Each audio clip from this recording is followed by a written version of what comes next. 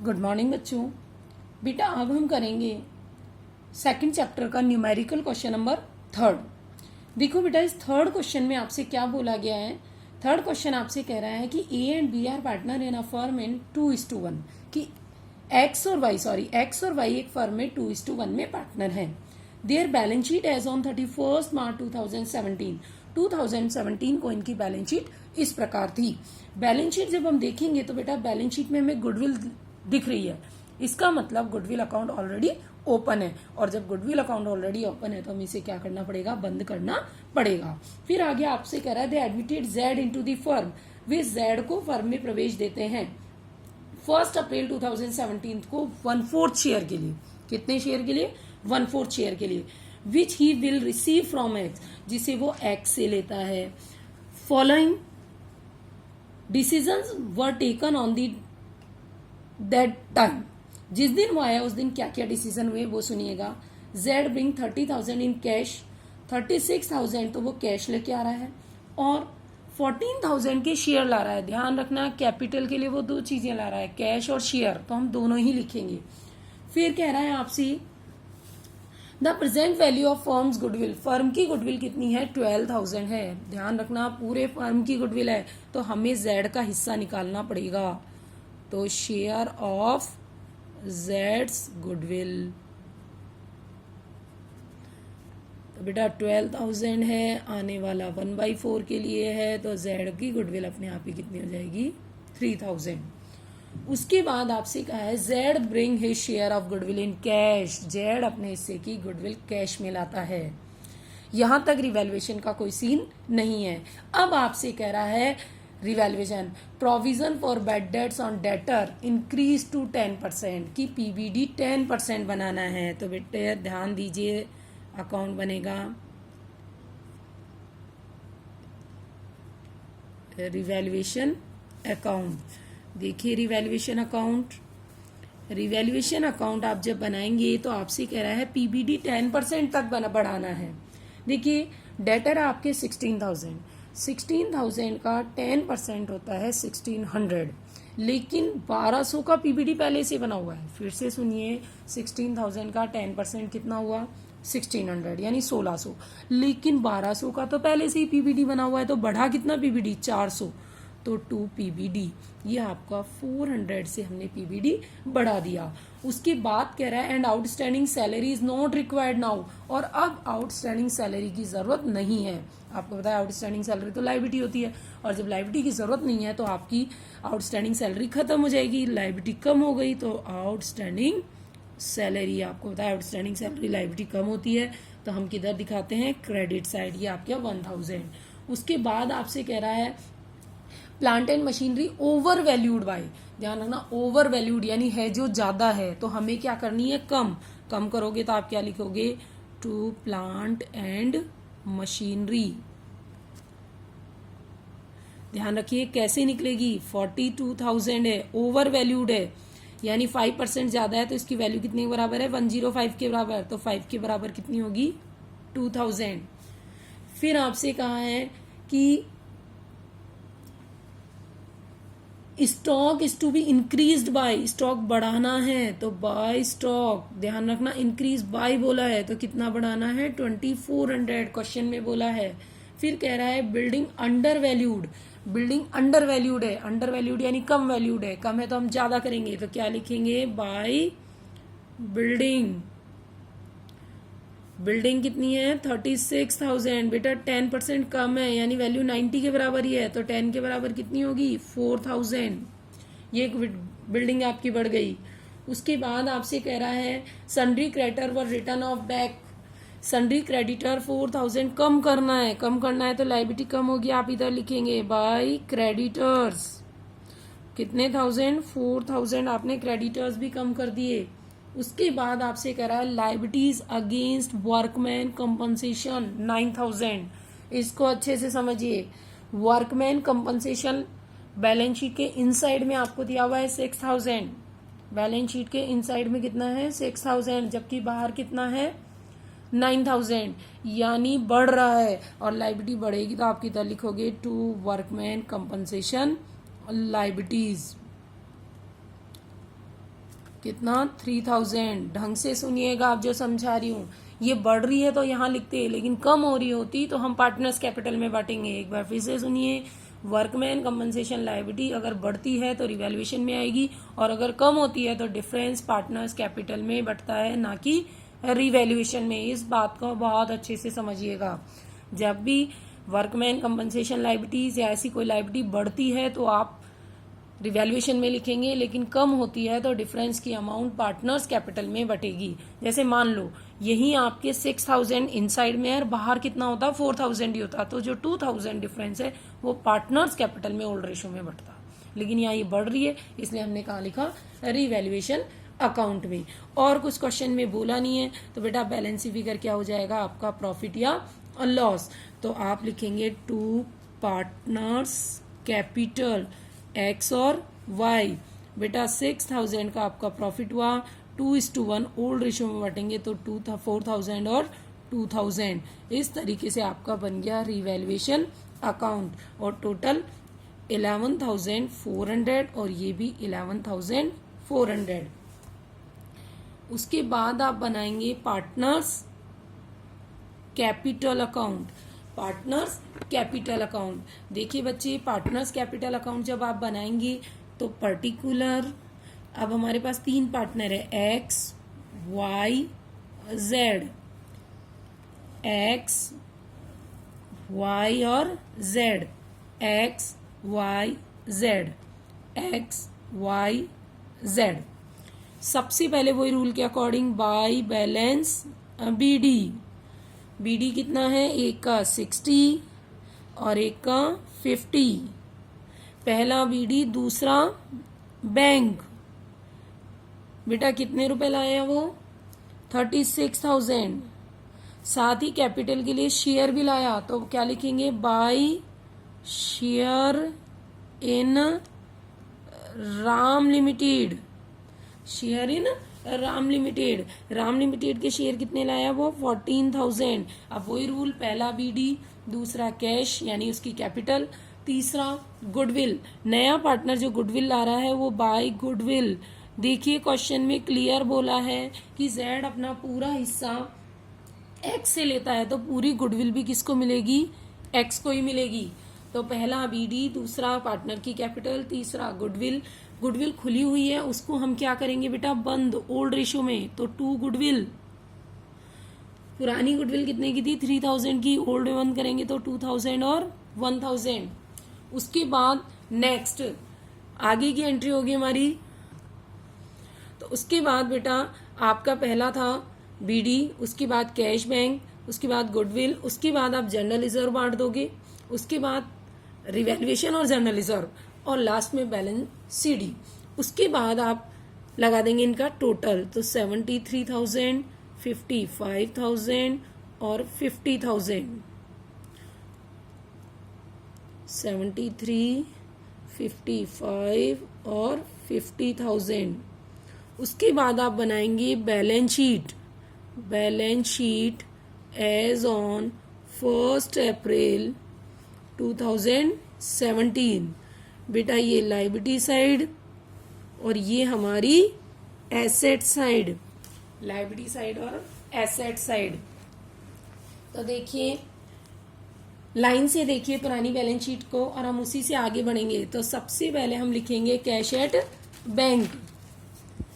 Cash at bank, बेटा हमारे पास शुरू में पैसा कितना था, 17,200, प्लस नया पार्टनर कितना पैसा लाया, 36,000, प्लस गुडविल के कितने लाया, 3,000। इस तरीके से वो हमारे पास पैसा लाया, तो टोटल पैसा कितना हो गया, 56,200। कोई लेके गया नहीं जो हम लेस करते। उसके बाद नेक्स्ट पॉइंट आएगा हमारा डेटर। बेटा डेटर थे 16,000 के, लेस पीबीडी नई वैल्यू। पीबीडी कितनी है, 1600, बाहर वैल्यू कितनी आ जाएगी, 14,400। उसके बाद नेक्स्ट स्टॉक। स्टॉक हमारा बढ़ गया था तो कितना हो गया था, 45,400। बेटा 2400 रुपए से बढ़ गया था। उसके बाद plant and machinery. Plant and machine plant and machinery हमारी हो गई 40,000 की। उसके बाद बिल्डिंग कितने की? 40,000 की। उसके बाद शेयर इन राम लिमिटेड, आपको पता है नया पार्टनर शेयर भी लेके आया था, और अगर किसी कंपनी के शेयर आते हैं तो वो हमारी क्या होती है? एसेट्स। तो वो शेयर लाया था 14,000 का। इसके अलावा कोई एसेट्स हमारी आई नहीं। ध्यान रखना, बैलेंस शीट में एसेट्स नई वैल्यू पर लिखेंगे। उसके बाद आप आइए लायबिलिटी साइड। सबसे पहले आपको दिया हुआ है क्रेडिटर्स। बेटा क्रेडिटर्स थे 30,000 के, लेकिन 4,000 के कम हो गए थे, तो रह कितने गए? 26,000 के। फिर workman compensation liabilities, workman compensation liabilities 6 थी, लेकिन बढ़ के कितनी हो गई थी हमारी? 9,000। उसके बाद जनरल रिजर्व, जो कि हम बांट चुके हैं, जो चीज बांट चुके हैं वो हम नहीं लिखेंगे। और उसके बाद लास्ट पॉइंट है हमारा कैपिटल। बेटा 3 पार्टनर हो गए अब तो, एक्स, वाई और जेड। एक्स की कैपिटल कितनी है? 71,000। वाई की कितनी है? 54,000। और जेड की कितनी है? 50,000। टोटल लगा लीजिए, यहाँ टोटल हो जाएगा 1,75,000। इधर का आपका टोटल हो जाएगा, टोटल मिला के 2,10,000, और ये भी हो जाएगा 2,10,000। तो आप ध्यान रखें, जब तक आपको ये ना बोले एसेट्स और लायबिलिटीज पुरानी वैल्यू पे दिखाना है, तो हमेशा चेंज वैल्यू ही आप बैलेंस शीट में शो करेंगे। बेटा अब हम करेंगे क्वेश्चन नंबर 5। तो देखिए आपका 5th क्वेश्चन क्या कह रहा है आपसे कि A and B are partners in a firm in 5:3। E और बी एक फर्म में 5:3 में पार्टनर है। They admitted to C for 1/4 share of profit. वो सी को 1/4 शेयर के लिए फर्म में प्रवेश देते हैं, और in the profit to be contributed equally by A and B. और जो सी आ रहा है उसे ई और बी बराबर देंगे। देखिए इक्वली बराबर देंगे, यानी न्यू रेशियो निकालने का सेकंड मेथड, और सेकंड मेथड है तो आपका सेक्रीफाइस रेशियो भी क्या होगा? इक्वल होगा, बराबर होगा। अब देखिए आपको बैलेंस शीट में क्या कह दी हुई? ए की कैपिटल, बी की capital, workman compensation reserve, machinery, furniture और स्टॉक। उसके बाद आपको दिया हुआ है provision for bad and doubtful debts, creditors और पीएफ, डेटर और बैंक। अब देखिए आपको इन्फॉर्मेशन आगे क्या दिया है? Term of C's admission were as follow. C के एडमिशन पर कुछ टर्म्स इस प्रकार थी। C will bring 30,000 as capital and goodwill. देखो यहाँ 30,000 में कैपिटल और गुडविल दोनों इंक्लूड है, तो हमें कैपिटल और गुडविल को अलग अलग करना पड़ेगा। Goodwill of the firm has been valued 3 times of average super profit of last 4 years। पिछले 4 सालों के सुपर प्रॉफिट की 3 गुना गुडविल है। Average profit of last 4 years, पिछले 4 सालों का एवरेज प्रॉफिट तो कितना है? 20, और सुपर प्रॉफिट आपको कितना दिया हुआ है? 12,000। फिर है furniture to be appreciated by 6,000। Furniture हमें 6,000 बढ़ाना है, और स्टॉक को 2,000 रिड्यूस करना है। पीएफ रेज्ड बाय, यानी पीएफ बढ़ाना है 1,000। ऑल डेटर्स आर गुड, इस पे ध्यान देना, सारे डेटर्स अच्छे हैं, यानी ये जो पीबीडी हमने बना रखा है ये पीबीडी हमें खत्म करना पड़ेगा। Liabilities against workman compensation reserve. देखिए वर्कमैन कंपनसेशन आपका था 4,000, लायबिलिटी कितनी है? 2,000। कल ही बेटा मैंने आपको बताया था कि अगर वर्कमैन कंपनसेशन बढ़ता है तो रिवैल्यूएशन में लिखते हैं, और कम होता है तो डिफरेंस पार्टनर्स कैपिटल में बांटते हैं। तो अब देखिए हम इस क्वेश्चन को कैसे करेंगे। इसमें आपसे रिवैल्यूएशन, पार्टनर्स कैपिटल और बैलेंस शीट पूछी गई है। तो देखिए बच्चों, पहले हम निकालेंगे valuation of goodwill.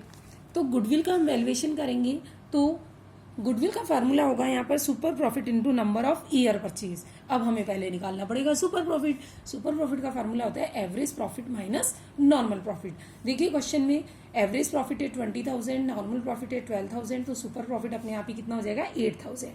Goodwill is equal to 8,000 into 3, 24,000। फिर निकालेंगे शेयर ऑफ सीज गुडविल। बेटा सी आ रहा है 1/4 के लिए, तो 24,000 इंटू 1/4, तो कितना हो गया? 6,000। फिर है कैपिटल ऑफ सी। आप मुझे बताइए वो 30,000 कैपिटल और गुडविल दोनों के लिए ला रहा है। अब उसमें से 6,000 काहे के हैं, गुडविल के, तो अपने आप ही आपकी कैपिटल कितनी हो जाएगी, 24,000। अब बनाएंगे हम रिवैल्यूएशन अकाउंट।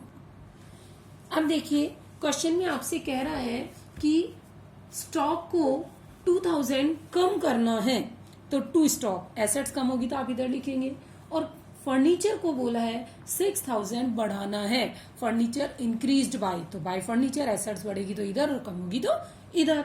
उसके बाद आपसे बोला है बेटा कि पीएफ रेज्ड बाय 1,000, पीएफ बढ़ेगा यानी लायबिलिटी बढ़ रही है तो टू पीएफ 1,000। फिर आपसे कहा है liabilities, all debtors are good, all debtors are good, सारे डेटर्स अच्छे हैं, इसका मतलब हमें प्रोविजन फॉर बैड डेट खत्म करना है। और आपको पता है पीबीडी लायबिलिटी होती है, लायबिलिटी कम होगी तो हम किधर लिखेंगे, बाय में, बाय पीबीडी 1,000। फिर आपसे कह रहा है क्वेश्चन में कि liability against workman compensation reserve. इस बात को आज फिर ढंग से सुनिए, आपकी workman compensation reserve balance sheet में था 4,000, जबकि नीचे एडिशनल इंफॉर्मेशन में लायबिलिटी बताइए 2,000, यानी ये कम हुआ है।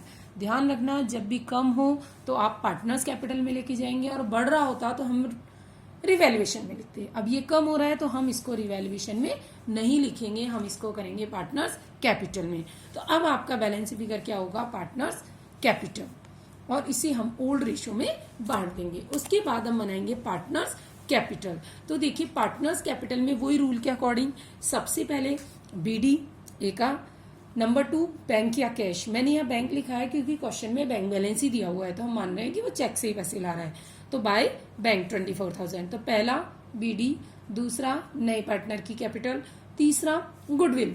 अब देखिए गुडविल वो ला रहा था 6,000 की, और 6,000 की गुडविल को हम इन दोनों में सेक्रीफाइस रेशियो में बांटेंगे, और न्यू रेशियो का सेकंड मेथड था, तो सेक्रीफाइस रेशियो क्या होगा, 1:1।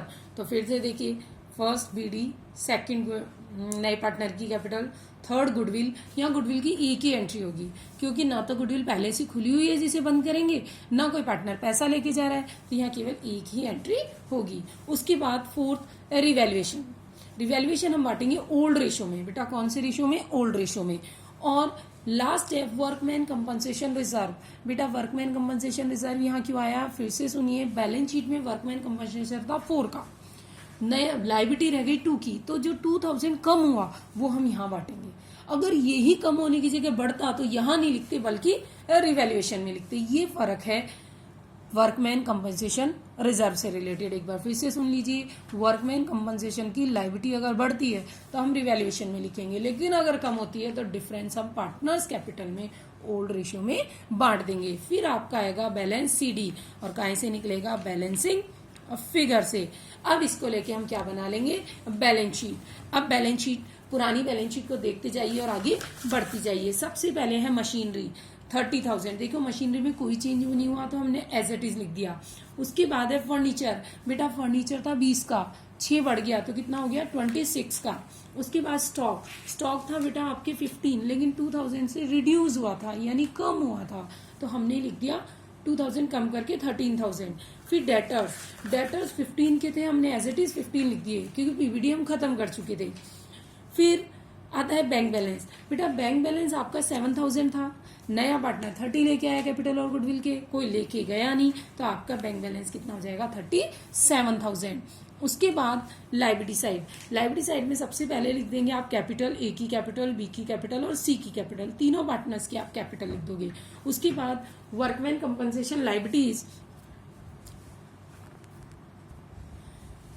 फिर बेटा वर्कमैन कंपनसेशन लायबिलिटीज। बेटा वर्कमैन कंपनसेशन रिजर्व था 4 का, लायबिलिटी रह गई 2 की, तो 2 तो हमने यहाँ लिख दिया था और बचा हुआ 2 हमने पार्टनर्स कैपिटल में यहाँ क्या कर दिया था, बांट दिया था।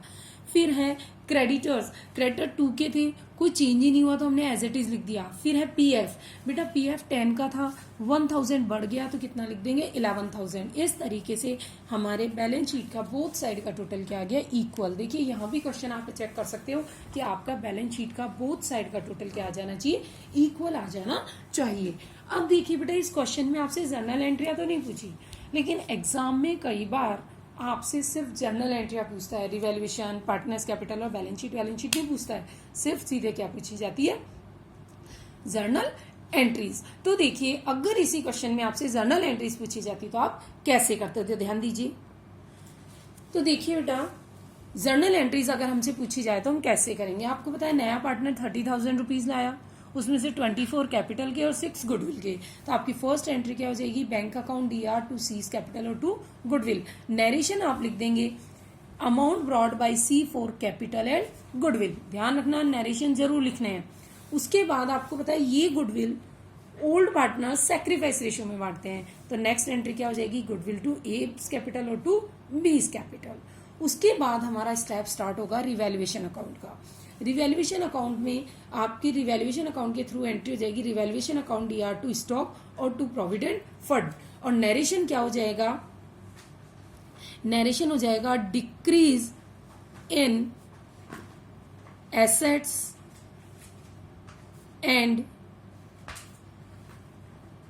Increase in liabilities. Transfer to